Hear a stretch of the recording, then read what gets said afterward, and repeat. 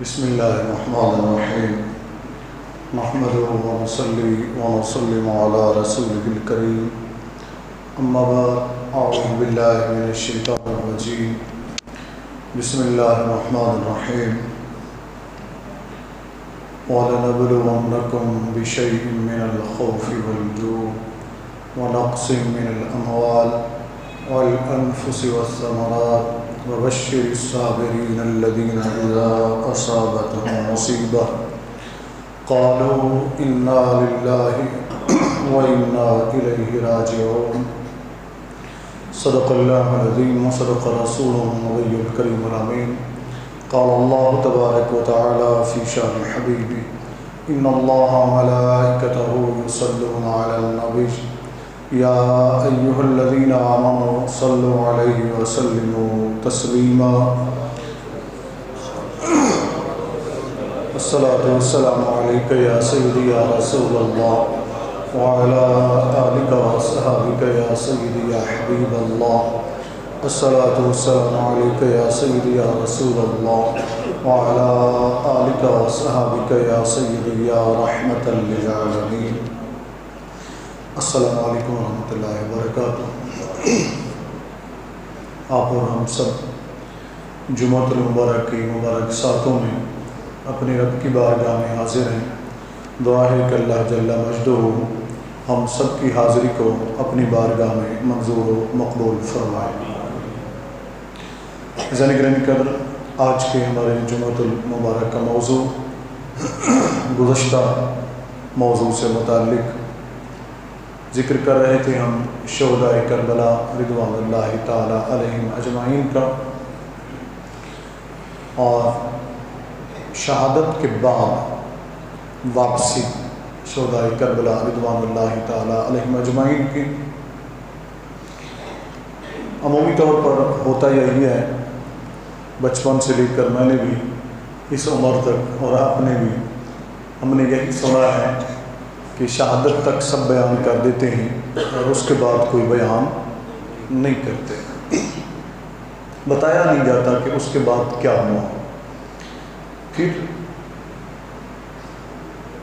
کربلا میں یہ بھی نہیں بتایا جاتا، بس مختصر بیان کر کے آگے نکل جاتے ہیں۔ زیادہ تر ہمارے ہاں اہل تشیع کو تو چھوڑیں نہ، ہمارا ان سے کیا تعلق، ان کا اپنا عقیدہ اپنا نظریہ ہے، لیکن اہل سنت کے ہاں بھی زیادہ تر لوگ اسی ڈھب پر چل پڑے جس ڈھب پر شیعہ حضرات چلتے ہیں، یعنی قصے کہانیاں سنانا، لوگوں کو رلانا اور پیسے بٹورنا اور چل دینا۔ بس جو امام حسین رضی اللہ تعالیٰ عنہ کا مقصد عظیم تھا اسے بیان نہیں کیا جاتا، اور پھر یہ بھی نہیں بتایا جاتا کہ آیا واقعہ کربلا کے بعد جیتا کون، ہارا کون، کون اپنے مقصد میں کامیاب ہوا اور کون اپنے مقصد میں ناکام ہوا۔ میں نے عرض کیا تھا کہ اس پر ہم انشاءاللہ گفتگو کریں گے، میں عرض کروں گا۔ اور پھر یہ بھی نہیں بتایا جاتا کہ سیدنا امام زین العابدین رضی اللہ تعالی عنہ، انہوں نے ابن زیاد کے دربار میں کیا خطبے دیے، انہوں نے یزید کے دربار میں کیا خطبے دیے، اور پھر جب وہ مدینہ المنورہ پہنچے تو وہاں کی کیفیات کیا تھیں اور بعد کی زندگی ان کی کیسی گزری۔ آیا شہادت امام علی مقام کے بعد آل رسول کو چین سے رہنے دیا گیا یا ان کو پھر بھی ستایا گیا، یہ بھی نہیں بتایا جاتا۔ چونکہ میں روک اس لیے گیا، میری ٹھنڈی سانس ٹھنڈی آہ اس لیے نکل گئی، ہماری تاریخ بڑی تلخ ہے۔ کیا ہے؟ بڑی تلخ ہے۔ کچھ تلخ حقائق ایسے ہیں جنہیں لوگ جان بوجھ کر چھپاتے ہیں، جبکہ یہ چھپانے نہیں چاہیے۔ ہاں، جہاں کسی بھی صحابی رضی اللہ تعالی عنہ، اہل بیت اطہار رضی اللہ تعالی عنہ، ان کے کسی بھی فرد کی توہین ہو رہی ہو تو ایسا واقعہ، ایسا بیان نہیں ہونا چاہیے، ایسا واقعہ، ایسا بیان نہیں ہونا چاہیے، ہمیں اس طرف نہیں جانا چاہیے، اس لیے کہ ہماری وہ حیثیت ہی نہیں ہے، وہ سب قابل احترام شخصیات ہیں۔ لیکن جو اہل بیت کے ساتھ کیا گیا اس میں کوئی شک نہیں ہے کہ انہیں ستایا گیا اور پھر خاموشی نہیں اختیار کی گئی، بعد میں بھی ستایا گیا۔ اب ہم پہلے میں یہ عرض کر چکا ہوں کہ مقصد امام حسین رضی اللہ تعالیٰ عنہ کیا تھا اور مقصد یزید کیا تھا، یہ آپ سن چکے ہیں۔ یزید کا مقصد میں ایک مرتبہ پھر خلاصتاً دوہرا دیتا ہوں تاکہ آگے کی بات سمجھنے میں آسانی رہے۔ یزید کا مقصد یہ تھا کہ میرے اوپر اسلام کی کوئی بھی پابندیاں نہ ہوں۔ میں خلاصہ بتا رہا ہوں، اسلام کی کوئی پابندیاں نہ ہوں، میں جس طرح کا بھی فسق و فجور کروں تو شریعت میرے آڑے نہ آئے، میں اس سے ماورا کروں، مجھے کوئی پوچھنے والا نہ ہو۔ یزید کا جو مقصد تھا وہ یہ تھا کہ جو محرمات ہیں جن سے نکاح کرنا اسلام نے منع کیا ہے، حرام قرار دیا ہے، ان سے نکاح کیا جائے، اور اس نے خود کیا، اپنی پھوپھی سوتیلی سے اس نے نکاح کر لیا زبردستی، اس طرح دیگر لوگوں کو بھی اس نے مجبور کیا۔ نمبر 3، اس کا مقصد یہ تھا کہ شراب کو عام کر دیا جائے، اسلام نے جو حرام قرار دی ہے یہ رکاوٹ نہیں ہونی چاہیے، یہ رکاوٹ نہیں ہونی چاہیے، اور وہ خود بھی شراب پیتا تھا، یزید خود بھی شراب پیتا تھا، اس کا حوالہ میں دے چکا ہوں۔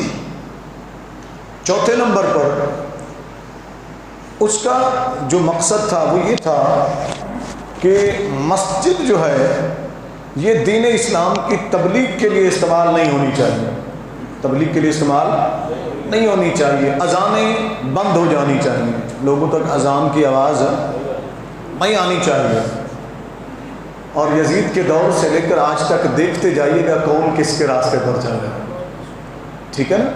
مجھے کہنے کی ضرورت نہیں ہے، آپ صرف دیکھتے جائیں، پہچانتے جائیں، پھر فیصلہ آپ خود کرتے جائیں کہ آپ نے کس کے ساتھ چلنا ہے، آپ نے کس راستے پر چلنا ہے۔ یزید کا ایک مقصد اور بھی تھا کہ ایک مخلوط دین بنایا جائے، مخلوط دین بنایا جائے جس میں عیسائیت بھی ہو، جس میں یہودیت بھی ہو، جس میں کچھ اسلام بھی ہو، اور جس میں کچھ مجوسیت بھی ہو، یہ سارے ملا کر ایک مرغوبہ بنا کر لوگوں کے سامنے پیش کیا جائے۔ یزید کے دربار کے جو مشیر تھے ان میں یہودی بھی تھے، ان میں عیسائی بھی تھے، ان میں مجوسی بھی تھے۔ جو بہت عمر رسیدہ صحابہ کرام رضوان اللہ تعالیٰ علیہ مجمعین بچے تھے، اگر ان میں سے کوئی مشورہ دیتا بھی تھا تو یزید یا تو اسے قید کروا دیتا یا پھر اسے قتل کروا دیتا تھا، یا پھر انہیں قتل کروا دیتا تھا۔ یہ تھے یزید کے مقاصد، اور جس کو اس نے بڑے زور شور سے پروان چڑھایا اور اپنے لوگوں سے زبردستی، لوگوں سے اس نے بیعت بھی لی، لوگوں پر ظلم بھی کیا، ستم بھی کیا، شخصی آمریت اس نے قائم کر دی۔ کیا قائم کر دی؟ شخصی آمریت، جبکہ اسلام شخصی آمریت کے خلاف ہے، اسلام شخصی آمریت کے خلاف ہے۔ شخصی آمریت یہ ہوتی ہے، ایک ہی شخص ہوتا ہے، وہ کہتا ہے جو میں کہوں وہی ہونا چاہیے، بس جو میں کہوں وہی ہونا چاہیے۔ جیسے ہمارے ملک میں بھی ہوتا ہے، ہمارے بعض طاقتور ادارے ہیں نا، تو ان میں کچھ لوگ ہوتے ہیں وہ کہتے ہیں کہ ہمارے آگے یہ بولا ہے، کیوں بولا ہے؟ اپنی تاریخ کو دیکھیں نا، اپنی 75 سالہ تاریخ کو، تو یہ ہوتی ہے شخصی آمریت۔ شخصی آمریت کے اندر جو ہوتا ہے پھر کسی کو بولنے کی اجازت نہیں ہوتی، جو بولے گا یا مرے گا یا ظلم سہے گا، یا ظلم سہے گا۔ یہ یزید نے باقاعدہ طور پر قائم کر دی، قائم کر دی۔ خطرہ اسے جو تھا وہ میں عرض کر چکا ہوں، وہ سیدنا امام حسین رضی اللہ تعالیٰ عنہ، حضرت عبداللہ بن زبیر، حضرت عبداللہ بن عمر، ان جیسے جلیل القدر جو صحابہ باقی بچے تھے ان سے تھا، اور اس نے ان سے بیعت لینے کی کوشش کی جنہوں نے انکار کر دیا، اور امام علی مقام نے تو خصوصاً واضح طور پر انکار کیا۔ اور آپ کی جب شہادت ہو گئی تو یہ میں عرض کر چکا ہوں کہ امام حسین رضی اللہ عنہ کو جو مقصد تھا وہ یہ تھا کہ اے یزید، سب کچھ برداشت ہو سکتا ہے مگر شریعت کی پامالی برداشت، دین کی پامالی برداشت نہیں ہو سکتی، شخصی آمریت برداشت نہیں ہو سکتی، شخصی غلامی برداشت نہیں ہو سکتی۔ امام علی مقام رضی اللہ عنہ نے فرمایا کہ ہم آزاد پیدا ہوئے ہیں، آزاد رہیں گے، آزاد پیدا ہوئے ہیں، آزاد رہیں گے، ہمارا دین کسی سے چوری کیا ہوا نہیں ہے، اس ملغوبے کو جو تم بنانا چاہتے ہو اسے میں کبھی بھی قبول نہیں کروں گا۔ اللہ کے نزدیک پسندیدہ دین دین اسلام ہے، ان الدین عند اللہ الاسلام، اور امام نے واضح طور پر کہا بھی صحیح۔ اور پھر امام علی مقام نے یہ بھی کہا، یہ جو تو اذانوں پر پہرے بٹھانا چاہتا ہے، یہ جو تو محرمات رشتے ختم کرنا چاہتا ہے، یہ جو تو شراب کو عام کرنا چاہتا ہے، یہ جو تو جوئے کو عام کرنا چاہتا ہے، یہ جو فحاشی اور عریانی کو تو عام کرنا چاہتا ہے، یہ جو گانے اور بجانے کو تو عام کرنا چاہتا ہے، میں کبھی ایسا ہونے نہیں دوں گا۔ اور امام علی مقام رضی اللہ تعالی نے اس مقصد کے لیے اپنی قربانی دے دی، اپنے خاندان کی، اپنے رفقا کی، اور اپنی قربانی پیش کر دی۔ آج ہم نے یہ فیصلہ کرنا ہے، یہ سوچنا ہے، نمبر 1 پہلا پیغام میرا مسلمانوں کے نام سیدنا امام علی مقام رضی اللہ عنہ کی شہادت اور مقصد کو سامنے رکھتے ہوئے پہلا پیغام وہ یہ ہے، چونکہ ریکارڈنگ بھی ہو رہی ہے، یہ آگے بھی جائے گی، یوٹیوب پہ بھی جائے گی، دوست بھی سنیں گے، اپنے بھی سنیں گے، غیر بھی سنیں گے، تو میں سب کو یہ پیغام، میرا پیغام ہے اور سوال ہے وہ یہ ہے کہ یہ 2 مقاصد ہیں دونوں شخصیات کے۔ میرا صرف اتنا سا سوال ہے لا الہ الا اللہ محمد رسول اللہ پڑھنے والوں سے، آپ کہاں کھڑے ہیں؟ آپ کہاں کھڑے ہیں؟ آپ مقصد حسین کے ساتھ کھڑے ہیں یا مقصد یزید کے ساتھ کھڑے ہیں؟ نہیں، میں نے آپ سے یہ سوال نہیں کیا کہ ابھی مجھے جواب دیں، میں سوال چھوڑ رہا ہوں، سوچئے، غور کیجئے، فکر کیجئے۔ آج آپ کا بچہ روتا ہے تو آپ گانا سنا کر اسے چپ کراتے ہیں، آج آپ رات کو سونے لگتے تو فلم چلا کر، ڈرامہ دیکھ کر پھر آپ سوتے ہیں، آج آپ کے گھر میں فحاشی عام ہے، آج ہماری بیٹیاں، مائیں، بہنیں بے پردہ ہو گئیں، گلی کوچوں کے اندر بے پردہ پھرتی ہیں، آج ہماری گلی کوچوں کے اندر ہمارے جوان باز بزرگ بھی شراب پیتے ہوئے نظر آتے ہیں، اور شراب کو وہ برا نہیں سمجھتے، شراب کو برا نہیں سمجھتے۔ آج آپ مساجد کے اوپر سپیکروں میں اذانیں بھی نہیں دے سکتے، چاروں سپیکر چلا کر دین کی بات بھی نہیں کر سکتے، اگر کریں گے تو تھانے میں پرچہ ہو جائے گا، تھانے میں پرچہ ہو جائے گا۔ آج اذان ہو جاتی ہے، آپ کی دکان بھی کھلی ہے، آپ کا کاروبار بھی کھلا ہے، آپ کا بازار بھی کھلا ہے، وہاں گانے بھی چل رہے ہیں، وہاں ڈیک بھی چل رہے ہیں، وہاں سب کچھ چل رہا ہے، پھر سوچئے کہ آپ مقصد حسین کے ساتھ ہیں کہ مقصد یزید کے ساتھ ہیں؟ یہ فکر بھی تو ہم نے کرنی ہے نا، یہ بھی تو ہم نے سوچنا ہے نا۔ خالی ان کے نام لے کر، ان کے نام کے لنگر پگا کر کھا جانے کا نام حسینیت نہیں ہے۔ نعرہ لگانے والوں، حسینیت زندہ باد، یزیدیت مردہ باد، اور جب عملی طور پر سامنے آتے ہو تو تم نعرہ یہ دکھاتے ہو، پریکٹیکلی جو تم اپنی زندگی میں دکھاتے ہو وہ یہ ہے کہ یزیدیت زندہ باد۔ مساجد میں بیٹھ کر، محافل میں بیٹھ کر نعرہ ہے جی حسینیت زندہ باد، یزیدیت مردہ باد۔ میرا دوسرا سوال یہ ہے کہ مقصد حسین اور مقصد یزید کامیاب کون ہوا؟ یزید نے لاکھ کوشش کر لی، یزیدی کوششیں لاکھ کوشش کر لیں، لیکن کامیاب میرا حسین ہو گیا رضی اللہ تعالیٰ۔ اس لیے کہ جب تک ماں کی عزت باقی رہے گی، ماں کی حرمت باقی رہے گی، پھپھی کی حرمت باقی رہے گی، بہن کی حرمت و تقدیس باقی رہے گی، باپ کی عزت و احترام باقی رہے گا، بھائی کے رشتہ کا احترام باقی رہے گا، بیٹی کے اس رشتے کا احترام باقی رہے گا، پڑوسی کے رشتے کا احترام باقی رہے گا۔ جب تک مساجد سے اذان ہوتی رہے گی، جب تک شراب پینے کے باوجود بھی پینے والا اس کو حرام سمجھے گا، سمجھتا رہے گا، اگرچہ پی جائے گا لیکن حرام سمجھے گا۔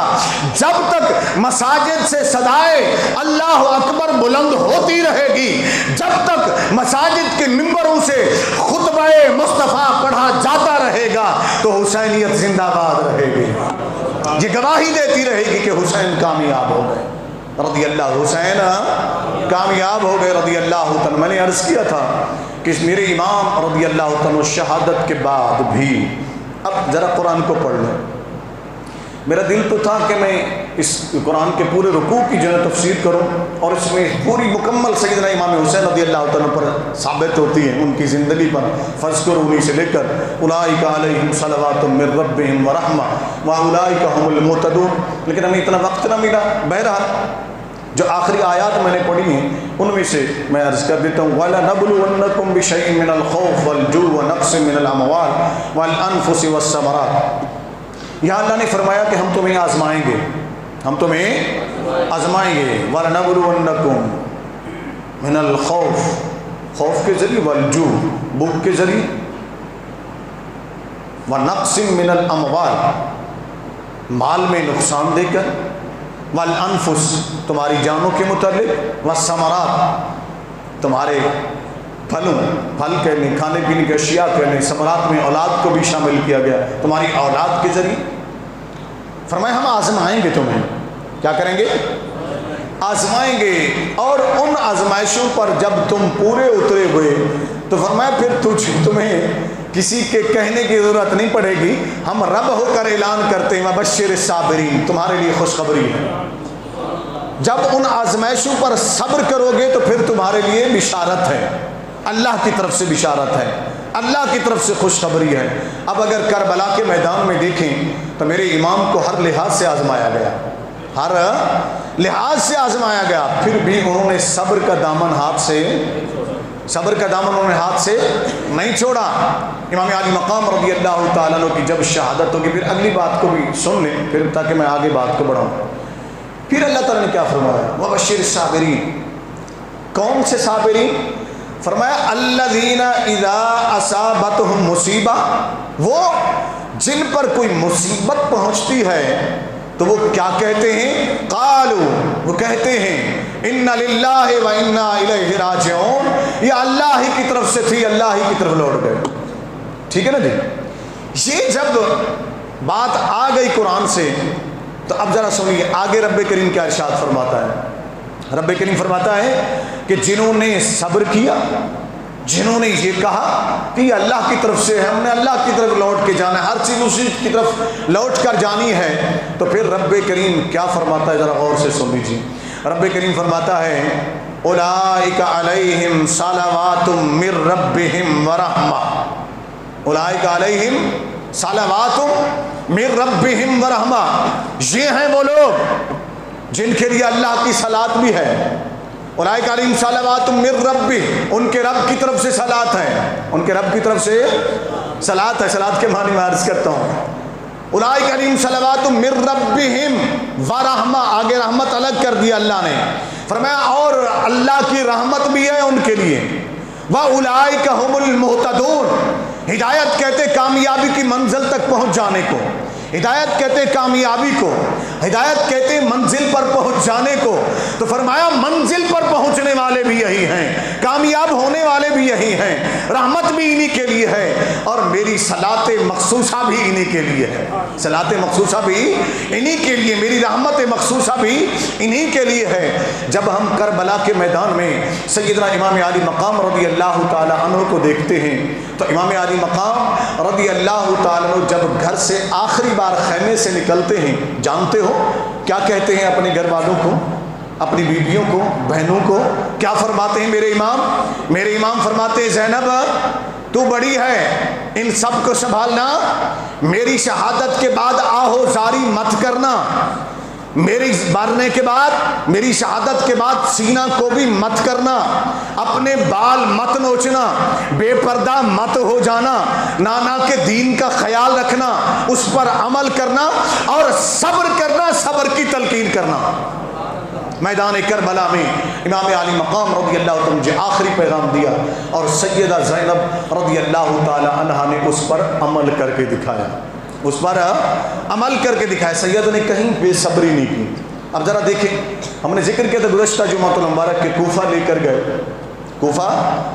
گئے، وہاں سے 3 دن کا فاصلہ تھا کوفہ میں، اور یہ بھی میں نے بتا دیا کہ ابن زیاد کا دل ٹھنڈا نہ ہوا، اس کا کلیجہ ٹھنڈا نہ ہوا، اس نے جتنا توہین کرنی تھی وہ کر لی اہل بیت کی، اس نے سروں کو بھی پھرا لیا تمام بازاروں کے اندر اٹھوا کر، اور بیویوں کے ساتھ بھی بد کلامی کی، بد زبانی کی، توہین امیز کلمے اس نے کہے، اور سیدنا نے وہاں بھی جواب دیا۔ میں تھوڑا سا آگے چلتا ہوں۔ پھر یہ قافلہ 3 دن کے بعد وہاں سے واپس لوٹا، جب واپس لوٹ رہے تھے تو انہیں بھیجا جا رہا تھا دمشق یزید کے دربار کی طرف۔ کہاں؟ اس طرف توجہ رکھیے، یزید کے دربار کی طرف جب بھیجا جا رہا تھا تو اس وقت سیدہ زینب رضی اللہ تعالیٰ نے فرمایا کہ ایسا کرو کہ ہمیں میدان کربلا سے لے کر چلو تاکہ ہم دیکھ تو لیں کہ ہمارے ان شہداء کے لاشوں کو کسی نے دفن کیا ہے کہ نہیں، کسی نے دفن کیا ہے۔ جگر پہ ہاتھ رکھ کے سنیں، میں وہ الفاظ نہیں بیان کر سکتا ہوں جو لکھے گئے کتب کے اندر، صرف میں اتنا بیان کروں گا جتنا میرے اندر سکت ہے بیان کرنے کی، جتنا میں طاقت رکھتا ہوں برداشت کرنے کی وہ میں ضرور بیان کروں گا، وہ بتاؤں گا آپ کو۔ سیدہ زینب سلام اللہ علیہ فرماتی ہے کہ ہمیں لے کے چلو، میں دیکھنا چاہتی ہوں کہ ان شہداء کے لاشوں کو جو بے دوروں کا کفن پڑے تھے، جن پر گھوڑے دوڑائے گئے تھے، ان کو کفن بھی دیا کسی نے کہ نہیں، کسی نے دفن بھی کیا ہے کہ نہیں۔ 3 دن کے بعد سیدہ زینب قافلے کے ساتھ، اب کس طرح لایا گیا ان کو؟ سیدہ زینب کو بھی اونٹوں کی ننگی پشتوں پر بٹھایا گیا قیدی بنا کر، ان کو باندھا گیا، بیویوں کو بھی باندھ دیا گیا۔ کچھ دوست مجھے کہہ رہے تھے کہ آپ نے بیان نہیں کرنا، میں وہ چیزیں بیان نہیں کر پا رہا ہوں، مجھ سے بیان ہوتی بھی نہیں ہے۔ جس طرح کا ظلم کیا گیا، جس طریقے سے ان کو قیدی بنایا گیا، جس طریقے سے بے شرمی کی انتہا کر دی گئی، مجھے تو افسوس ہوتا ہے ان پر جو آج بھی کلمہ پڑھ کر یزید کے گیت گانے کی کوشش کرتے ہیں۔ مجھے ان بے شرموں پر شرم آتی ہے کہ یہ کیسے کلمہ پڑھتے ہیں اور نام دین اسلام کا لیتے ہیں۔ سیدہ زینب قیدیوں کی سردار بن کر آگے چلتی ہیں۔ امام زین العابدین رضی اللہ تعالیٰ عنہ، جن کو سر سے لے کر پاؤں تک بیڑیاں ڈال دی گئیں، یہ بیمار تھے۔ کیا تھے؟ بیمار تھے۔ ان کی عمر کے بارے میں بعض نے لکھا کہ 16-17 سال تھی، لیکن جو صحیح ان کی عمر ہے وہ تقریباً 23 سال کے قریب بنی، 23 اور 24 سال، کیونکہ 35 ہجری میں 33 سے 36 ہجری کے درمیان آپ کی ولادت کا سن ہے، یہ امام زین العابدین رضی اللہ تعالیٰ عنہ، تو تقریباً 23 سے 24 سال ان کی عمر بنتی ہے۔ یہ بیمار تھے، ان کو جکڑ دیا جاتا ہے زنجیروں سے، گلے میں بھی ڈال دی جاتے، توق ڈال دی جاتے ہیں لوہے کے، اور ہاتھوں میں بھی، گلے میں بھی، پاؤں میں بھی زنجیریں، بیڑیاں ڈال دی جاتی ہیں۔ جرم کیا تھا؟ جرم کیا تھا؟ کوئی بتائے گا؟ جس گورنر نے یہ حکم دیا تھا اس سے کوئی پوچھے، کیا یزید نے پوچھا اس سے؟ میرا سوال تو یہ ہے نا کہ یزید نے پوچھا کہ تم نے ان سے اتنا ظلم ان کے ساتھ کیوں کیا؟ کسی نے نہیں پوچھا۔ جرم کوئی بھی نہیں تھا۔ مقصد کیا ہے یزیدی قوت کا؟ یزید کا مقصد یہ ہے کہ جو بچے ہیں انہیں نشان عبرت بنا دو، انہیں ایسی ایسی سزائیں دو کہ یہ اندر سے ٹوٹ جائیں، جو ابھی تک ٹوٹے، اونچی بولنا، ابھی تک ٹوٹے نہیں تھے۔ ذبح کر دیا گیا، خانوادہ رسول کو اجاڑ دیا گیا، مگر اس کے باوجود بھی ان کے کلیجے ٹھنڈے نہ ہوئے، انہیں سکون نہ آیا یزیدی قوتوں کو۔ کیوں؟ اس لیے کہ ابھی تک انہوں نے دیکھا کہ یہ ٹوٹے نہیں، یہ ٹوٹے نہیں۔ ابن زیاد دیکھ چکا تھا جب اس کے دربار میں گئے، وہاں جو باتیں امام زین العابدین نے کی، زندگی نے وفا کی تو کبھی میں وہ بیان کروں گا۔ پھر سیدہ زینب سلام اللہ علیہ نے جو باتیں وہاں کی، تو ابن زیاد نے رپورٹ بھجوا دی یزید کو کہ جو تو چاہتا تھا وہ نہیں ہوا، جو تو چاہتا تھا وہ نہیں ہوا ہے۔ بہت خطرات بڑھ گئے. یہ تو بولتے ایسے ہیں جیسے علی بول رہا ہو رضی اللہ عنہ. سبحان اللہ تو کہتے ہیں. یہ یزیدیوں کے الفاظ تھے. کہا یہ علی اصغر اتنے کم سن ہے, یہ زینب خاتون ہے, یہ تو ایسے بولتی ہے جیسے علی بول رہا ہو, ان کا لہجہ ایسے ہے جیسے حیدر کرار کا لہجہ ہو. یہ کبھی خاموش نہیں بیٹھیں گے, یہ کبھی جھکیں گے نہیں. تب ان کو بیڑیاں لگا دی گئی, قیدی بنا دیا گیا تاکہ ان کو اندر سے توڑا جائے, ان کو اندر سے توڑا جائے, یہ ٹوٹ جائیں, ٹوٹنے کے بعد یہ جھک جائیں. مگر جو حق کا علم بردار ہوتا ہے وہ نہ کبھی ٹوٹتا ہے نہ کبھی جھکتا ہے, نہ کبھی ٹوٹتا ہے نہ کبھی جھکتا ہے. ظلم پھر بھی ظلم ہوتا ہے, جب بڑھتا ہے تو ختم ہو جاتا ہے, اور حق حق ہوتا ہے, یہ کبھی مٹتا نہیں ہے. یہ بات ذہن میں رکھ لیں. سیدنا امام علی مقام کا یہ خانوادہ چلا. 3 دن کے بعد جب کربلا کے میدان سے گزرے, سیدہ زینب رضی اللہ تعالی عنہا اس وقت اس قافلے کی سردار تھی. چونکہ امام زین العابدین بیمار بھی تھے, کم سن بھی تھے, بڑی وہی تھی, تو یہ سربراہی کر رہی تھی. جب وہاں سے گزرے 3 دن کے بعد انہوں نے دیکھا کہ وہ لاشیں بے گور و کفن اسی طرح پڑے ہو گئے. تمام لاشوں کے اوپر مٹی آ چکی ہے, گرد و غبار ہے. ذرا ٹھہر جائیے, یہ میں آپ کو ایک بات بتانا چاہتا ہوں. یہ کلمہ پڑھنے والے لوگ تھے, ٹھیک ہے, جنہوں نے قتل کیا تھا. ہوا کیا؟ یہ 2 نظریے, یہ 2 سوچیں آپ کو آج بھی نظر آئیں گی. آج بھی جب میں بتاؤں گا تو آپ سمجھ جائیں گے, آپ کو نظر آ جائیں گے. عمر بن سعد جب شہید کر چکا ان کو, دوسری طرف ان کے لوگ بھی مارے گئے, 82 لوگ ان کے قتل ہوئے. امام علی مقام رضی اللہ عنہ اور آپ کے رفقا نے ان کو واصل جہنم کر دیا. انہوں نے کیا کیا, اپنے لوگوں کو اٹھایا, ان کے جنازے پڑھے, کفن دیا اور انہیں دفن کیا. مگر جس نبی کا کلمہ پڑھتے تھے, اس کا خانوادہ بکھرا پڑا تھا, اور جس کے صدقے مسلمان ہوئے تھے ان کا خانوادہ کٹا ہوا بے گور و کفن پڑا ہوا ہے. اگر یہ مسلمان تھے, میرا آج کی یزید کی نسل سے سوال ہے, آج کے ان یزیدی مولویوں سے, یزید کے دلالوں سے سوال ہے کہ اگر یہ مسلمان تھے تو جب ان کے جنازے پڑھے تو ان کے کیوں نہیں پڑھے؟ ان کو دفن کیا تو ان کو دفن کیوں نہیں کیا؟ ان کی تدفین کی تو ان کی تدفین کیوں نہیں کی؟ اب یہ شرمو, تمہیں شرم نہیں آتی؟ تم نے اپنی غیرت کو کہاں بیچا, تم نے اپنے ضمیر کو کہاں بیچا, تم نے اپنے ایمان کو کہاں بیچا, تم نے اپنے علم کو کہاں بیچا؟ کس کی دلالی میں بک گئے تم؟ اس کی جس نے کربلا کے اندر خانوادہ رسول پر ظلم کیا. میں اس لیے یہ جذبات میں اس لیے آ رہا ہوں, الفاظ اگر میں آپ کو بتا دوں, آج جو مولوی آپ کے خطے پاکستان کے اندر اور ہندوستان کے اندر اور بنگلہ دیش کے اندر بیٹھ کر بکواس کر رہے ہیں اہل بیت کے متعلق اور یزید کی حمایت میں کتابیں لکھ رہے ہیں, تو خدا کی قسم آپ ان کو زندہ نہیں چھوڑیں گے, آپ ان کو زندہ نہیں چھوڑیں گے. پھر ہمیں کہا جائے گا کہ یہ فرقہ برائیت کرتے ہیں, لیکن ضمیر کو آواز دینا ہمارا فرض ہے. کیا کرنا؟ ضمیر کو جھنجھوڑنا ہمارا فرض ہے, حق بیان کرنا ہمارا فرض ہے, چاہے اس کے لیے ہمیں کتنی بھی قیمت دینی پڑے. سچ تو بتائیں گے نا, سچ تو بتائیں گے نا. یاد رکھو 3 دن کے بعد جب اہل بیت کا گھرانہ وہاں سے گزرا, سیدہ زینب رضی اللہ تعالی نے جو جملے کہے نا وہ سارے میں بیان نہیں کر پاؤں گا, 2-3 خلاصے کے طور پر میں عرض, انہوں نے صرف اتنا کہا, واہ محمدہ ہو, واہ محمدہ ہو, یا محمدہ ہو صلی اللہ علیہ وسلم, اے محمد صلی اللہ علیہ وسلم, اے محمد صلی اللہ علیہ وسلم, اے نانا جان ذرا دیکھیے تو صحیح آپ کی امت نے کیا کیا ہے.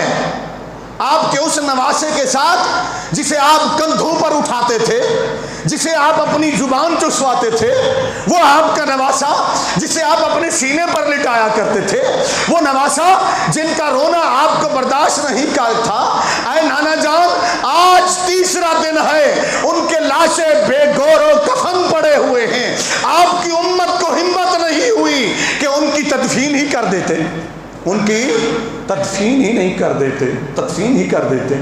اس سیدہ زینب کا ندبہ تھا، یہ فریاد تھی بارگاہ رسول صلی اللہ علیہ وسلم میں اور اللہ کی بارگاہ میں، اور وہاں سے ان یزیدیوں نے جب اترنا چاہا سیدہ نے کہ میں لاشوں کو دیکھوں تو صحیح، مگر انہوں نے اونٹوں سے اترنے نہ دیا، لے کر روانہ ہو گئے۔ میں نے آپ کو عرض کیا تھا کہ راستے میں ایک راہب ملا، پھر آگے ایک پادری ملا، وہ اس نے بھی کلمہ پڑھ لیا۔ جب امام حسین رضی اللہ تعالیٰ کے سر اقدس سے تلاوت کلام پاک کو سنا تو وہ مسلمان ہو گیا۔ اسی طریقے سے حیران کے مقام پر جب پہنچے تو وہاں بھی ایک پادری تھا، اس نے جب دیکھا تو وہ بھی مسلمان ہو گیا۔ میں آگے چلتا ہوں، دمشق سے پہلے، دمشق پہنچنے سے پہلے موصل کے قریب جب یہ پہنچے، وہاں ایک قلعہ تھا، اس قلعے کے اندر یہودی رہتے تھے۔ کون رہتے تھے؟ یہودی رہتے تھے۔ رات کو سیدہ زینب رضی اللہ تعالیٰ چونکہ ساتھ تھی، سربراہی کرتی، سنبھال رہی تھی سب کو، اور حضرت امام زین العابدین رضی اللہ تعالیٰ، میں نے ان کی کیفیت بتا دی جس انداز میں وہ ساتھ تھے۔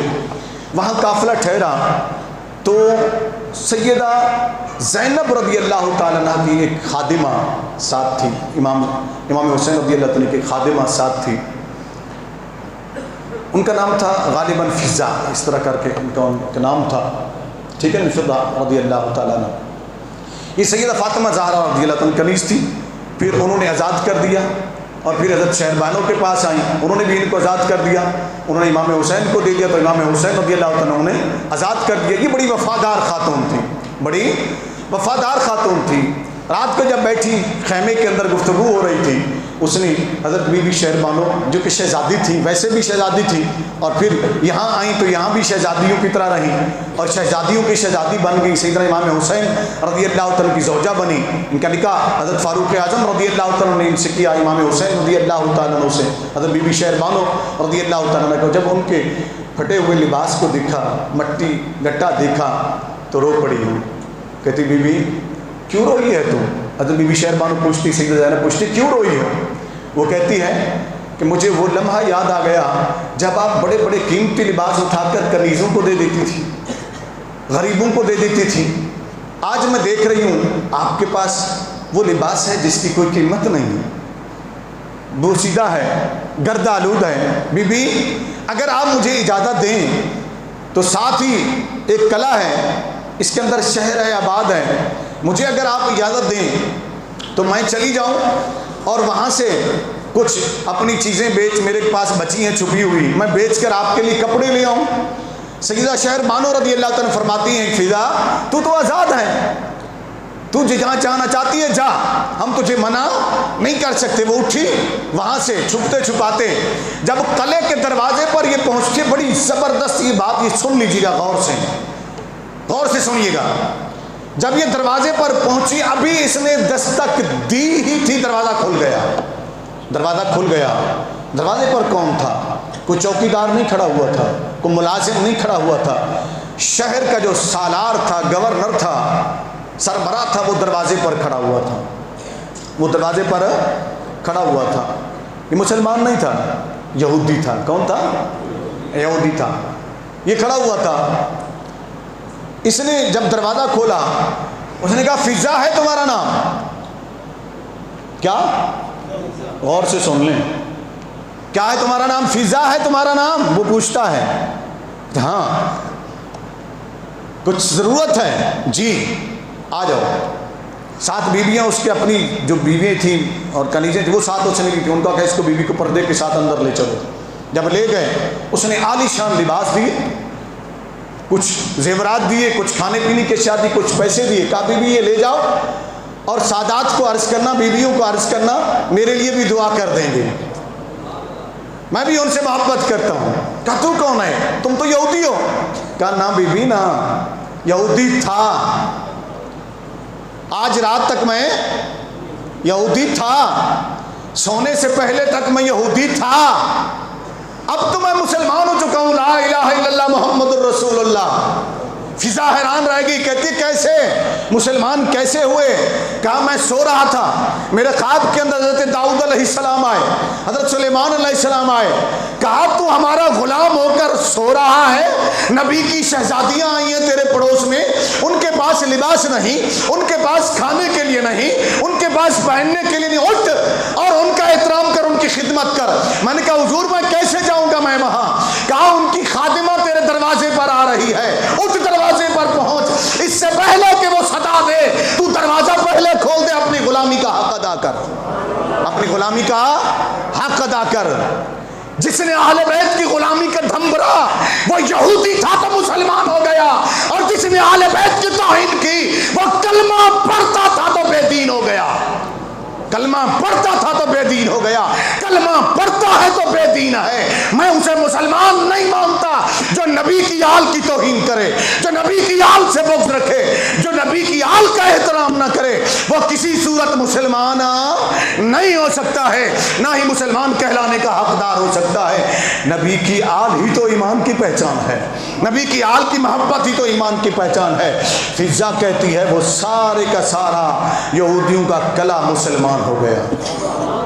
میں آئی، پیغام پہنچایا، سیدہ کو ان کے تحائف پیش کیے، سیدہ کے ہاتھ اٹھ گئے، فرمایا ہے اللہ ان کو برکتیں عطا کرنا، ان کو برکتیں عطا کرنا۔ پھر یہ قافلہ چلتا ہوا موصل سے دمشق کی طرف روانہ ہوا۔ دمشق میں کیا ہو رہا تھا سن لیجیے غور سے، دمشق میں کیا ہو رہا تھا؟ دمشق میں یہ ہو رہا تھا کہ یزید نے حکم دے دیا کہ تمام امراء کو محل میں اکٹھا کیا جائے، محل میں اکٹھا کیا جائے، تمام سرداروں کو اکٹھا کر لیا گیا۔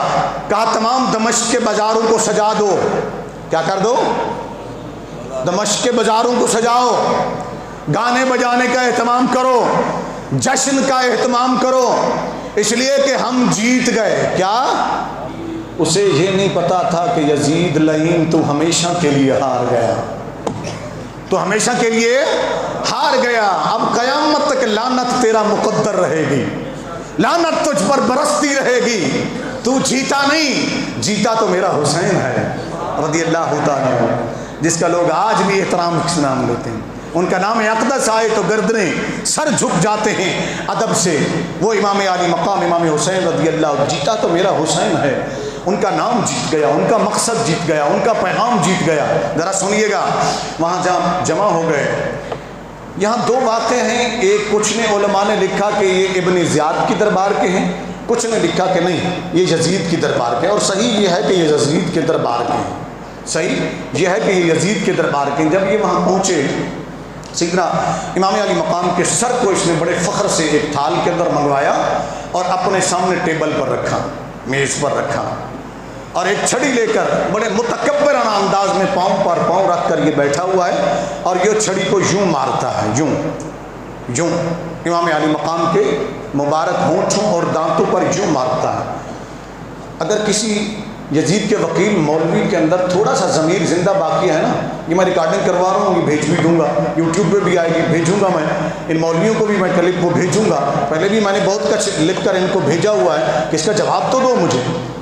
ذرا سوچی تو صحیح، البدایہ والنہایہ تمہارے چہیتے مورخ ہیں علامہ ابن کثیر، ان سے پوچھ لو، انہوں نے لکھا ہے جلد نمبر 8 کے اندر، علامہ ابن اسیر رحمۃ اللہ علیہ نے لکھا ہے کامل ابن اسیر کے اندر، امام حیثمی رحمۃ اللہ علیہ، حیثمی مکی رحمۃ اللہ تعالیٰ نے السوائق المحرقہ کے اندر لکھا ہے، امام جلال الدین سیوطی نے بھی اسے لکھا ہے رحمۃ اللہ تعالیٰ، دیگر ائمہ کرام نے بھی لکھا کہ وہ چھڑی لے کر مار رہا تھا امام حسین رضی اللہ عنہ کے دندان مبارک اور ہونٹوں کو، مار مار کر توہین کرتا ہے، اور توہین کرنے کے ساتھ فخری انداز میں کہتا ہے کہ حسین دیکھ لیا اپنا انجام، آج ہم نے وہ جو تمہارا جھوٹ تھا، فریب تھا، آج ہم نے اس کو خاک میں ملا لیا، آج ہم نے اس کو خاک میں ملا لیا۔ باقی یزید کے کفری اشعار میں گزشتہ جمعۃ المبارک میں عرض کر چکا ہوں۔ یہاں نبی کریم صلی اللہ علیہ وسلم کے دو بوڑھے صحابیوں کا واقعہ ہے، میں دونوں کا عرض کر دیتا ہوں تاکہ بات ساتھ مکمل ہو جائے۔ ایک ہیں حضرت بریدہ اسلمی رضی اللہ تعالیٰ، یہ بہت بوڑھے اور ضعیف تھے، آنکھوں سے تھوڑی بینائی کم ہو گئی تھی، چلتے تھے بڑے آہستہ آہستہ لاٹھی ٹیک کر، یہ بھی وہاں موجود تھے، ان کو بھی بلایا گیا تھا۔ اور حضرت زید بن ارقم رضی اللہ تعالیٰ عنہ، یہ بہت بوڑھے صحابی تھے نبی کریم صلی اللہ علیہ وسلم کے، تو 95 سال کے قریب ان کی یا 90 سال کے قریب ان کی عمر تھی، بہت بوڑھے، یہ بھی وہاں موجود تھے۔ جب یہ منظر انہوں نے دیکھا تو ان سے رہا نہ گیا، انہوں نے کہا یزید تو کیا کر رہا ہے؟ نے کہا کیا کر رہا ہوں میں؟ کہا تو ان ہونٹوں پر اپنی چھڑی مار رہا ہے جسے ہم نے بار بار دیکھا کہ نبی کریم صلی اللہ علیہ وسلم چوما کرتے تھے، نبی کریم صلی اللہ علیہ وسلم بوسے لیا کرتے تھے، تو ان ہونٹوں کی توہین کر رہا ہے، تجھے حیا نہیں آتی؟ یزید کیا کہتا ہے آگے سے؟ متکبر تھا نا، غرور آ گیا نا، دولت کے نشے میں اندھا ہو گیا تھا نا، اقتدار کے نشے میں اندھا ہو گیا تھا۔ جب کوئی اقتدار کے نشے میں، عہدے کے نشے میں اندھا ہو جاتا ہے نا، پھر اسے کچھ نظر نہیں آتا، پھر وہ کچھ بھی کچھ بک جاتا ہے، کر جاتا ہے، بعد میں یہ نہیں سوچتا کہ ذلت ساری زندگی اس کا مقدر رہے گی۔ آگے سے کیا کہتا ہے؟ اگر تو صحابی رسول نہ ہوتا، ذرا سنیے گا، ٹھہریے، کیا کہتا ہے؟ اگر تو صحابی رسول نہ ہوتا تو میں تجھے ابھی قتل کروا دیتا۔ وہ صحابی تھے، ناسبی نہیں تھے، خارجی نہیں تھے۔ حضرت زید بن ارقم رضی اللہ تعالیٰ، رافضی نہیں تھے کہ یک طرفہ کاروائی کو برداشت کر لیتے۔ حضرت زید بن ارقم پلٹے، اٹھ کر جا رہے تھے، پلٹے واپس، کہا یزید تو مجھے کیا قتل کروائے گا؟ تو کہتا ہے کہ صحابی نہ ہوتا؟ ارے شرم نہیں آتی تجھے؟ صحابی کا تو احترام ہے، نبی کے جگر کے ٹکڑوں کا احترام نہیں؟ نبی کے جگر کے ٹکڑوں کا احترام نہیں تجھے؟ نبی کے جگر کے ٹکڑوں کے تو نے ٹکڑے ٹکڑے کر دیے، نبی کے نواسوں کے ٹکڑے ٹکڑے تو نے کر دیے، ان کے سر کو تن سے جدا کروا دیا۔ تو کہتا ہے کہ صحابی کا احترام ہے؟ کوئی احترام نہیں ہے تیرے اندر، تو بے دین ہو چکا ہے، تو نکل چکا دین سے، تیرا ہم سے کوئی تعلق نہیں۔ یہ کہتے ہوئے چلے گئے۔ آگے جو لوگ بیٹھے ہوئے تھے وہ روایت کہتے ہیں زید بن ارقم یہ کہتے ہوئے جا رہے تھے کہ آج لوگوں نے ایک ایسے شخص کو اپنے آپ پر مسلط کر لیا ہے جو غلام ہے اور تمہیں غلام بنائے گا، تمہارے جو اچھے لوگ ہوں گے انہیں قتل کروائے گا، اور جو تمہارے برے لوگ ہوں گے انہیں اپنی غلامی میں لے لے گا، انہیں اپنی غلامی میں لے گا۔ اسی طرح کا واقعہ حضرت بریدہ کا ہوا، ان کو بھی اس نے دھکے دے کر نکلوا دیا۔ ایک روایت کے اندر یہ آتا ہے کہ وہ گھر چلے گئے، جب گھر ان کو بھجوا دیا تو وہاں سے بلوا کر ان کو بازار کے اندر شہید کروایا گیا، اور ان کے سر کو یزید کے محل سے یا ابن زیاد کے محل سے باہر لٹکوا دیا گیا، تاکہ لوگوں کو عبرت رہے کہ اگر نبینا بھی آل رسول کی حکم میں بولے گا تو ہم اسے قتل کروا دیں گے۔ ایسا ظلم زمین نے کبھی دیکھا؟ ایسی بربریت زمین نے کبھی دیکھی؟ کبھی آسمان نے دیکھی جو اہل بیت پر کی گئی؟ آگے چلیے، یہاں پر یزید کی بیوی آتی ہے، وہ کہتی ہے کہ میں قیدیوں کو دیکھنا چاہتی ہوں۔ اسے بتایا گیا کہ کچھ باغی ہیں جنہیں قتل کر دیا گیا ہے، اور ان کے کچھ لوگوں کو، عورتوں کو قیدی بنا کر لایا گیا، ایک یزید کے محل میں رکھا گیا تھا، ایک کونے میں رکھا گیا۔ وہ کہتی ہے دربار سجا ہوا ہے کہ میرے پردے کا اہتمام کیا جائے، اور میں آ کر وہاں دیکھنا چاہتی ہوں، ان باغیوں کو دیکھنا چاہتی ہوں۔ اب ذرا سنیے گا، جب یہ وہاں آئی، چونکہ اس کی بیویاں بھی کافی اس نے شادیاں کی تھی یزید نے، لیکن یہ جو بیوی اس کی موجود تھی، جو گھر میں ملکہ بن کے بنی ہوئی تھی، یہ وہ عورت تھی جو سیدہ فاطمہ الزہرا کی کنیز تھی، رضی اللہ خادمت، ان سے بے پناہ محبت کرتی تھی، اب بھی کرتی تھی۔ اسے نہیں پتا تھا کہ کیا ہو رہا ہے، اسے تو یہ بتایا گیا۔ جب یہ آئی تو باقاعدہ پردہ سارا اہتمام، جب یہ وہاں پہنچی تو سیدہ زینب بول اٹھی، کہا یزید تجھے شرم نہیں آتی؟ جن سے فرشتے بھی حیا کرتے ہیں وہ بے پردہ، اور تو اپنی بیوی کے لیے اتنے پردے کا اہتمام کرا رہا ہے؟ تجھے شرم نہیں آتی؟ جن سے فرشتے بھی حیا کریں وہ دربار میں تو نے ان کو کھڑا کیا ہوا ہے، اور اپنی بیوی کے لیے پردے کرائے ہوئے ہیں تو نے، تجھے حیا نہیں آتی؟ جن کے گھر سے تجھے دین ملا ہے، یہاں تلخ باتیں ہوئی۔ میں آگے چلتا ہوں، یزید کی بیوی آئی، وہ آ کر بیٹھتی ہے، غور سے دیکھ رہی ہے۔ سیدہ زینب کی طرف جب دیکھا، کہا یہ قیدی کون ہے، یہ بیویاں کون ہیں؟ انہیں بتایا گیا، اس سے بتایا گیا تھا کہ یہ باغی ہیں، انہیں قتل کیا گیا۔ سیدہ زینب نے فرمایا کہ میرا نام زینب ہے۔ کہا کہاں سے ہو؟ کہا مکے سے۔ کون ہو؟ کس قبیلے سے؟ ہاشمی ہیں۔ اس نے جب یہ سنا، اس نے کہا علی کو جانتی ہو؟ علی کو جانتی ہو؟ وہ پوچھ رہی ہے یزید کی بیوی. کہا تم سے زیادہ جانتی ہوں, تم سے زیادہ جانتی ہوں. اس کا تجسس بڑھ گیا. اس نے کہا فاطمہ بنت رسول سلام اللہ علیہا رضی اللہ تعالیٰ ان کو جانتی ہو؟ کہا بہت اچھی طرح جانتی ہوں, تم سے بھی زیادہ جانتی ہوں. اس خاتون نے دیکھا کہ یہ تو بہت قریب کی کوئی لگتی ہے, چونکہ اس نے دیکھا نہیں تھا ان کو. کہا اچھا یہ بتاؤ حسن و حسین کو جانتی ہو؟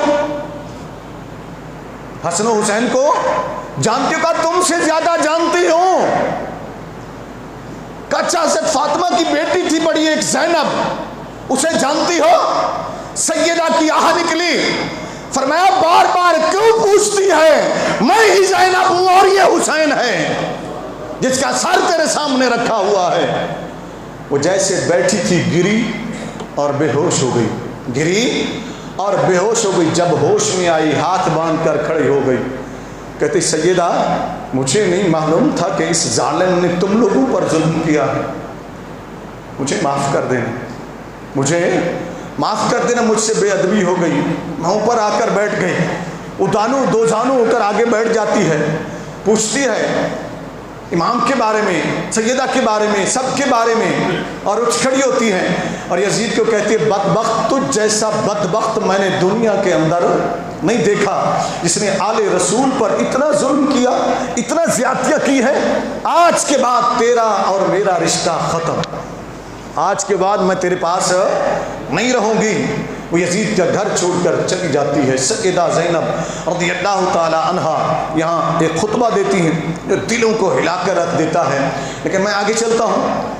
جب ان کو واپس بھیجنے لگے, جب ان کو, میں اس پر الگ بیان کروں گا. سیدہ زینب رضی اللہ تعالیٰ الگ ایک دن کسی جمعۃ المبارک پر, اور امام زین العابدین رضی اللہ تعالیٰ الگ کسی دن انشاءاللہ جمعۃ المبارک میں بیان کروں گا. کیونکہ مکمل میں بیان نہیں پاؤں گا تو مزہ نہیں آئے گا آپ کو سننے میں اور مجھے سنانے میں, تاکہ ان کی زندگی بھی سناؤں آپ کو, ان کے خطبات بھی میں آپ کو بتاؤں. یہاں چند چیدہ باتیں میں نے آپ کے سامنے عرض کرنی ہیں. یہاں یزید کہتا ہے کہ ٹھہریے, یزید سے پہلے میں ایک بات اور بتا دوں. ٹائم میرے پاس کم ہے, موضوع کو آج میں نے کلوز کرنا ہے, چاہ رہا تھا کہ آج مکمل کروں موضوع کو. اگر 5-7 منٹ میں اوپر لے لوں حرج تو نہیں, اونچی بتا دیں سارے دوست ناراض نہ ہو تو, چونکہ موضوع ایسے موڑ پر آ گیا, میں چاہتا ہوں میں اس کو مکمل کر دوں, میں اس کو مکمل کر دوں. ذرا غور کیجئے گا, توجہ کیجئے گا. یہاں 2 اہم واقعے ہوئے, میں وہ بتانا چاہتا ہوں. میں ان کو چھوڑنا چاہ رہا تھا کہ آگے چلو, لیکن میں چاہتا ہوں میں بتا دوں. یہاں قیصر روم کا ایک ایلچی بیٹھا ہوا ہے, ایلچی یعنی سفیر, وہ آیا ہوا ہے روم سے, وہ آیا ہوا ہے روم کے بادشاہ کا ایلچی, سفیر وہ وہاں آیا ہوا ہے. اور ایک یہودی بھی وہاں بیٹھا ہوا ہے, یہودی بہت بڑا کوئی عالم تھا یہودیوں کا, وہ بھی وہاں بیٹھا ہوا یزید کے دربار میں. اس نے سب کو بلایا ہوا تھا. جب یزید کے سامنے اس نے کہا کہ سر حسین کو لاؤ میرے دربار میں. جب لایا گیا, میں اس وقت کی بات کر رہا ہوں, جب لایا گیا چاندی کے تخت میں تھال میں رکھ کر اور ان پر کپڑا ڈال کر سر اقدس, چہرہ اقدس سامنے تھا, لایا گیا, سامنے رکھا گیا. یزید جب متکبر انداز میں جس طرح کر رہا تھا توہین, وہاں روم کا سفیر پوچھتا ہے, قیصر روم کا ایلچی پوچھتا ہے, اے یزید یہ تو بتا یہ کون ہے, یہ کون ہے؟ اس نے کہا اس کا نام حسین ہے, یہ باغی ہیں حکومت. اچھا باغی ہیں حکومت کے, نام حسین ہے, اس کے باپ کا نام کیا ہے؟ کہا علی المرتضیٰ. وہ چونک گیا, علی المرتضیٰ کا بیٹا, ان کی ماں کا نام کیا ہے؟ کہتا ہے فاطمہ بنت رسول صلی اللہ علیہ وسلم. یہ یزید بتا رہا ہے, فاطمہ بنت رسول صلی اللہ علیہ وسلم رضی اللہ تعالیٰ عنہ. وہ اٹھ کر کھڑا ہو گیا, اٹھ کر کھڑا ہو گیا. کہتا ہے ظالم تجھے حیا نہیں آتی کہ تم نے اپنے رسول کے نواسے کو شہید کر دیا, اور تم کہتے ہو یہ باغی ہیں, تم کہتے ہو یہ باغی ہیں, شرم کرو کچھ.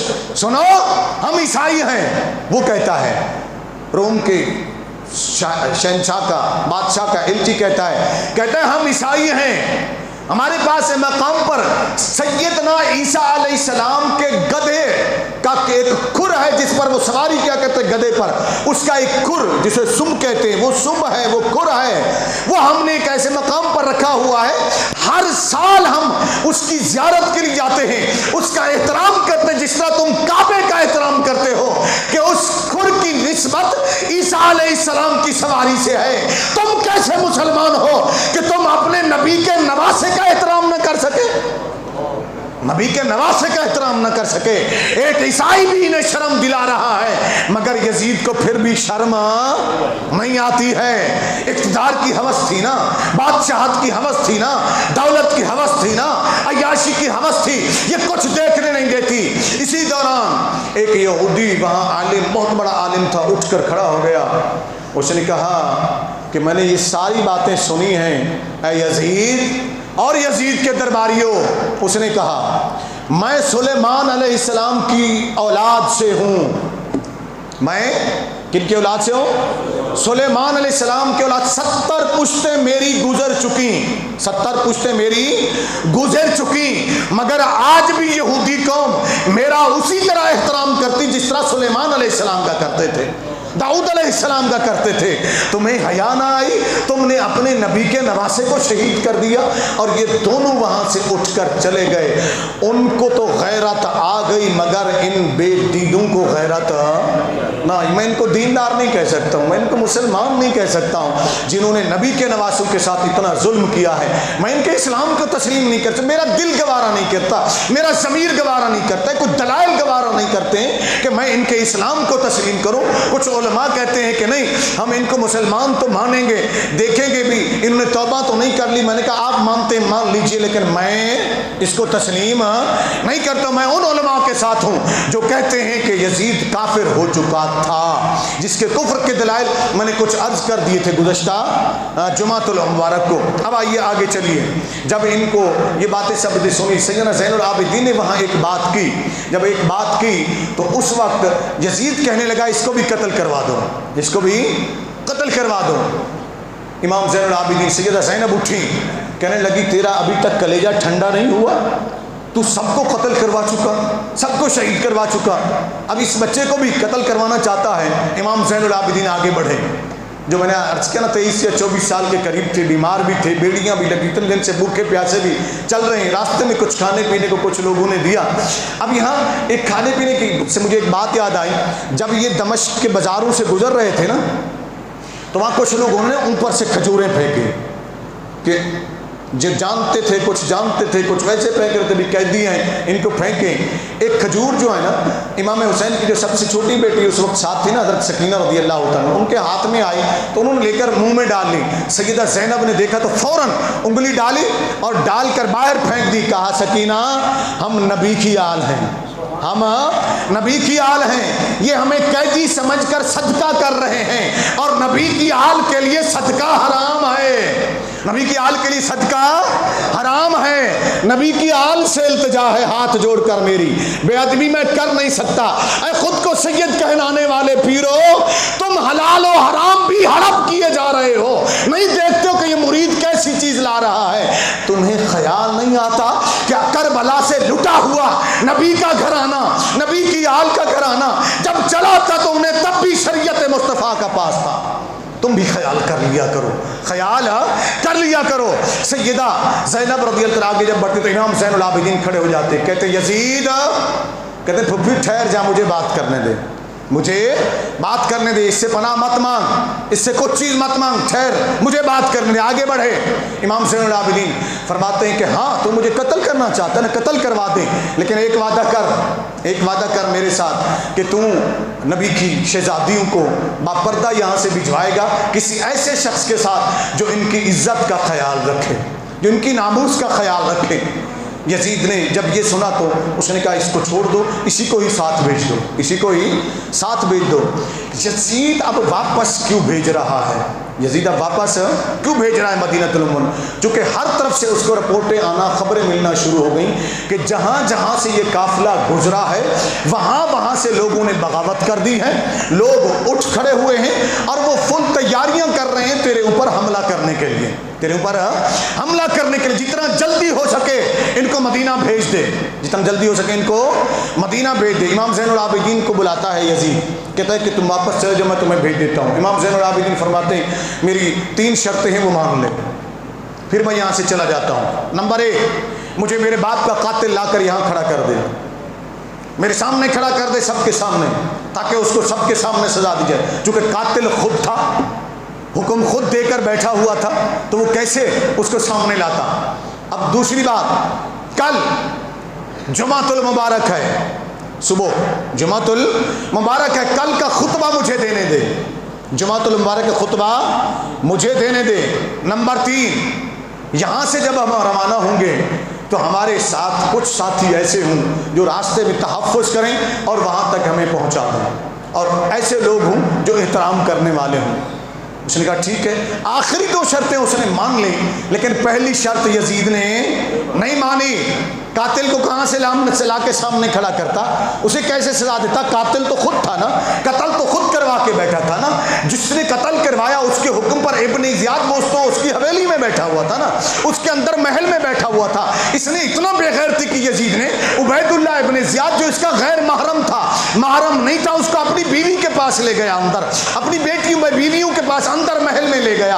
اتنے بغض آل نبی میں اتنا گرا کہ اسے اپنے گھر کا بھی خیال نہ رہا۔ جو نبی کی آل کی بغض میں اندھا ہوتا ہے تو وہ ہر طرف سے اندھا ہو جاتا ہے، وہ ہر طرف سے اندھا ہو جاتا ہے۔ ذرا سنیے، یہاں امام زین العابدین رضی اللہ تعالی عنہ کی 2 شرطیں اس نے مان لی، چلے کہا ٹھیک ہے۔ اب صبح جب ہوئی یزید کو پڑ گئے لالے جان کے، کہا اگر یزید کو لوگوں نے کہا تو نے کیا کر دیا، اس کو اگر جمعے کا خطاب تو نے دے دیا، یہ تو حیدر کرار کا لخت جگر ہے، حسین مرتضیٰ کا خون ہے، حسین کا خون ہے، اگر یہ بول پڑا تو یاد رکھ کل ہی تیرا تختہ الٹ جائے گا، کل ہی تیرا تختہ الٹ جائے گا۔ نے کہا یہ بچہ یہ کیا کرے گا، کون ہے؟ اسے یہ نہیں پتا تھا کہ امام عشق و محبت بیان کر کے نا تیری نسل پاک میں ہے بچہ بچہ نور کا، تو ہے عین نور، تیرا سب گھرانہ نور کا۔ امام زین العابدین صبح جب جاتے تو یزید وعدہ کرنے کے باوجود بھی آپ کو جمعہ کا خطبہ نہیں دینے دیتا، اور ایک شامی فصیح اللسان عربی کا خطیب عالم بلاتا ہے اور اسے بٹھا دیتا ہے منبر پر کہ تم خطبہ دو، تم وہ خطبہ شروع کر دیتا ہے۔ سیدنا امام زین العابدین اٹھتے ہیں، اٹھ کر کھڑے ہو جاتے ہیں، یزید بھی بیٹھا ہوا ہے۔ آپ فرماتے ہیں یزید تو نے میرے ساتھ سب کے سامنے وعدہ کیا تھا کہ خطبہ آج کا مجھے دینے دے گا، اور تو اپنے وعدے سے مکر رہا ہے۔ اب جب امام زین العابدین نے اٹھ کر یہ بات کی تو اہل شام میں سے سارے بغض تو نہیں رکھتے تھے نا اہل رسول سے، اہل بیت کے چاہنے والے بھی تو تھے نا، ان سے محبت کرنے والے بھی تو تھے نا۔ وہ جو بوڑھے بزرگ تھے اٹھ کر کھڑے ہو گئے، کہا یزید ٹھہر جا، ہم حسین ابن علی کے بیٹے کا خطبہ سننا چاہتے ہیں، ہم اہل عرب کی فصاحت و بلاغت کو دیکھنا چاہتے ہیں۔ پھر اجازت ملی، جب اجازت ملی تو خون حیدر کرار بولا، فاطمہ کا لخت جگر بولا، سیدہ زینب کا یہ بھتیجا وہاں بولا تو کیسے بولا، اٹھ کر کھڑے ہوئے۔ جانتے ہو کہ ناصبی کیوں بغض رکھتا ہے اہل بیت سے، جانتے ہو خارجی کیوں بغض رکھتا ہے اہل بیت سے، جانتے ہو رافضی کیوں جھوٹی محبت کے دعوے کرتا ہے، اس لیے کہ جو اہل بیت کے عقائد ہیں وہ ان سب کے ہیں ہی نہیں، ان سب کے ہے ہی نہیں۔ پہلا جملہ سنیے سیدنا امام زین العابدین کا، اٹھ کر کھڑے ہوئے، کہتے فرماتے ہیں کہ اے لوگو حمد پڑھی، حمد کے بعد نعت مصطفیٰ پڑھی، سلسلہ عربی کے اندر بڑا فصیح خطبہ دیا، اور اس کے بعد فرماتے ہیں اما بعد، اے لوگو تم میں سے جو مجھے جانتا ہے وہ جانتا ہے، جو نہیں جانتا تو سنو، انا ابن سید المختار، اے لوگو میں نبی المختار کا بیٹا ہوں، میں اس نبی کا بیٹا ہوں جو مختار ہے۔ یہاں ناصبیت و خارجیت کی موت ہو گئی، اس لیے ہے کہ امام صاحب زین العابدین آقا علیہ السلام کو مختار مانتے ہیں، مختار نبی مانتے ہیں، مجبور نہیں مانتے۔ فرمایا جو نہیں جانتے سنو، میں انا ابن سید المختار، انا ابن نبی المختار، انا ابن سید الابرار، انا ابن صاحب قاب قوسین، انا ابن کان قاب قوسین او ادنا، میں اس صاحب معراج کا بیٹا ہوں جو لامقام کی وسعتوں میں گئے۔ جو نہیں جانتے ہو سنو، میں حیدر کرار کا بیٹا ہوں، میں اسد اللہ کا بیٹا ہوں۔ جو نہیں جانتے ہو سنو، میں فاطمۃ الزہرا کا لخت جگر ہوں۔ سنو، جو نہیں جانتے ہو میں حسین ابن علی کا بیٹا ہوں۔ سنو، میری رگوں کے اندر حیدر کرار کا خون دوڑ رہا ہے۔ یہاں علامہ ابن اسیر لکھتے ہیں، علامہ طبری لکھتے ہیں کہ جب حیدر کرار کا یہ لخت جگر سیدنا زین العابدین یہ خطبہ دے رہے تھے تو مسجد کے اندر چیخو پکار کی آوازیں آ رہی تھی، ہر طرف سے آہو جاری ہو رہی تھی، اس لیے کہ دنیا پہچان گئی کہ حق کیا ہوتا ہے، باطل کیا ہوتا ہے۔ میرا سلام ہو نبی کے ان شہزادوں کو۔ بڑا وسیع خطبہ پھر میں بیان کروں گا۔ آخری بات کہ یہ قافلہ جب وہاں سے چلا تو یہاں نعمان بن بشیر، آپ نے سن رکھا ہوگا، جو گورنر تھے کوفہ کے، انہیں معزول کر دیا گیا۔ یہ نبی کریم صلی اللہ علیہ وسلم کے صحابی تھے، بہت بوڑھے تھے، ٹھیک ہے نا، صحابی تھے، ان کو مقرر کر دیا گیا کہ یہ لے کر جائیں، اور جب یہ لے کر گئے نا حق ادا کر دیا انہوں نے نبی کی آل کی غلامی کا۔ جتنے ان کے ساتھ دوست تھے، سپاہ سالار یہ تھے ان کے، سب کو پیچھے پیچھے رکھتے اور نبی کی آل کو آگے کہ آپ لوگ آگے آگے چلیں، ہم پیچھے چلیں گے۔ جہاں ٹھہرتے ان کے خیمے دور لگتے، یہ پیچھے رہتے، اور اس ادب کے ساتھ لے کر چلے۔ جب مدینۃ المنورہ میں پہنچے نا، وہ الفاظ بیان نہیں کر سکتا، ام المومنین سیدہ ام سلمہ رضی اللہ تعالی عنہا کو جب پتہ چلا، آخری نبی کی بیوی یہ موجود تھی، باقی وصال فرما گئی، یہ روتی ہوئی باہر آ گئی۔ حضرت عقیل بن ابی طالب رضی اللہ عنہ کی بیٹی وہ بھی باہر آ گئی روتی ہوئی، اس طرح دیگر خواتین وہ بھی باہر آئیں، باپردہ حجاب کے ساتھ باہر آئیں۔ یہاں جو لکھا گیا کہ مدینے میں 4 بار ہم نے ایسا کوہرام دیکھا، لوگوں کو اتنا روتے ہوئے دیکھا، اتنا آسمانوں سے اندھیرا چھا گیا، اور جس طرح کا غم ہم نے اس دن دیکھا ہم نے 4 مرتبہ دیکھا۔ ایک، جب نبی کریم صلی اللہ علیہ وسلم کے لیے جھوٹی خبر پھیلا دی گئی احد کے میدان کے اندر کہ محمد صلی اللہ علیہ وسلم شہید کر دیے گئے۔ دوسرا وہ لمحہ تھا جب نبی کریم صلی اللہ علیہ وسلم کا وصال مبارک ہوا ظاہری طور پر، اس وقت پورے مدینے کے اندر کوہرام تھا، غم کی کیفیت تھی۔ تیسرا، جس دن مولا علی رضی اللہ تعالیٰ عنہ کو شہید کر دیا گیا اس دن غم کا عالم تھا مدینے کے اندر۔ چوتھا آج تھا جب کربلا کا لٹا پھٹا یہ قافلہ مدینۃ المنورہ پہنچا، سیدہ زینب سلام اللہ علیہا، امام زین العابدین رضی اللہ تعالیٰ عنہ۔ اچھا یہاں آخری بات وہ بھی بتاتا چلوں، وہ جو آئے تھے نا ساتھ نعمان بن بشیر رضی اللہ تعالیٰ ساتھ آئے تھے، تو سیدہ زینب نے گھر پوچھا بیویوں سے کہ تمہارے پاس کچھ ہے؟ تو آپ کی وہ جو بہن تھی چھوٹی حضرت فاطمہ جو ام کلثوم کہلاتی تھی، انہوں نے کہا تھوڑی سی ایک میرے پاس ہے بند اور ایک سونے کی کوئی چیز بتائی، وہ ہے؟ فرمایا یہ نکالو، دو، دیا اور کپڑے میں بند کر کے بھجوایا ایک کنیز کے تھرو نعمان بن بشیر کی طرف۔ کہا تو نے ہماری خدمت کا حق ادا کیا ہے، سارا رستہ ادب کیا ہے، خدمت اچھی کی ہے، ہم اس اچھی صحبت اچھی خدمت کا صلہ دینا چاہتے ہیں۔ ہمارے پاس اس وقت کچھ نہیں، تمہیں معلوم ہے کہ ہم لٹے پھٹے ہوئے آئے ہیں، یہ ہماری طرف سے نذرانہ خدمت کا قبول کر لیں۔ مگر نعمان بن بشیر نے چوما، آنکھوں سے لگایا اور واپس بھیج دیا۔ اس طریقے سے انہوں نے کہا صرف میرے لیے دعا کر دیجئے گا کہ اللہ میری غلطیوں کو معاف فرما دے۔ یہ سارے کے سارے آقا علیہ السلام کی قبر انور پر پہنچے۔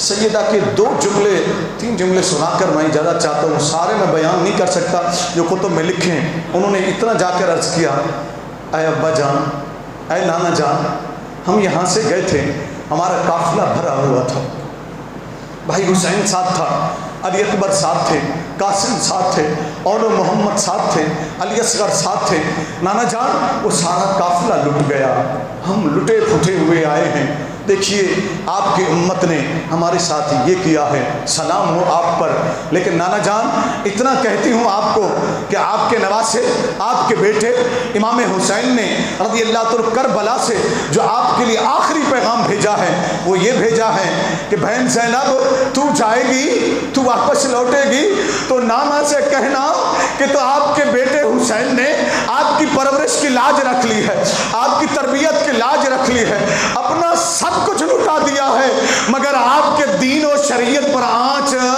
نہیں آنے دی ہے۔ نانا کو میرا سلام آخری کہنا، اور نانا سے کہنا کہ اپنے اس بیٹے کو یاد رکھیے گا کہ آپ کے بیٹے نے کہیں بھی اپنے ضمیر کا سودا نہیں کیا۔ یوں خانوادہ رسول نے وہاں سلام کیا، اپنے گھروں کو پہنچے۔ زین العابدین رضی اللہ عنہ مدینہ سے دور قباء کی طرف قریبی ہے، وہاں رہنا شروع ہوئے۔ سیدہ زینب رضی اللہ عنہ کو 1 سال بھی ان یزیدیوں نے چین سے مدینے میں نہ رہنے دیا، پھر بالآخر وہ ہجرت کر گئیں شام، اور وہاں ان کا وصال ہوا، وہیں مزار بنا۔ یزیدی نسلوں نے گزشتہ 2 سالوں میں آپ نے سنا ہوگا، 2 سال قبل آپ نے سنا ہوگا کہ یزیدی نسلوں میں کچھ تو موجود ہے نا، ناصبیوں کی صورت میں، خارجیوں کی صورت میں، انہوں نے پھر توہین کی۔ سیدہ زینب رضی اللہ تعالیٰ کے مزار پر حملہ کیا، اسے اکھاڑا گیا۔ میری دعا ہے کہ میری یہ مختصر سی گفتگو، آج کا ٹائم میں نے کچھ آپ سے زیادہ لیا، صرف آل رسول کی حکم میں میں چاہ رہا تھا کہ وقت میں اس کو مکمل کر دوں۔ اگلا جمعۃ المبارک ہمارا موضوع گفتگو شان اولیاء ہوگا۔ آپ تمام کے لیے میں دعا گو ہوں، اللہ آپ کو سلامت رکھے اور اہل بیت کے ذکر کے صدقے ہم سب پر اپنی رحمت نازل فرمائے۔